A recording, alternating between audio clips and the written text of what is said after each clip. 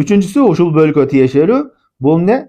Жылдыздар менен жамгыр тилөө. Бул ушул бөлгөгө тиешелүү. Бул эмне? Жамгырдын түшүшүнө жылдыздарга себеп болот. Бир жылдыз бияка чыгыптыр, демек жамгыр түшөт экен.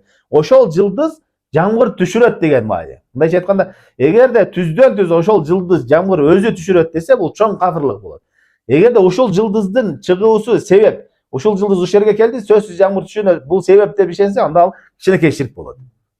Бирок ошол жылдыз ушундай келгенде ушул убактарда жамгыр түшөт, жамгыр түшүп ыктымал десе, бул ширк эмес, харам эмес. Демек, ошону себеп кылган болсо, жылдызды жамгырга себеп кылган болсо, мындайча айтканда, Аллахтын бизге берген нематы, жамгыры бул. Жамгырдагы бардык Аллахтын нематы да.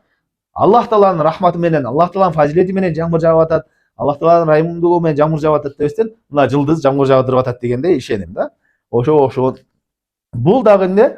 Жахилияттын адаттарынан дейт.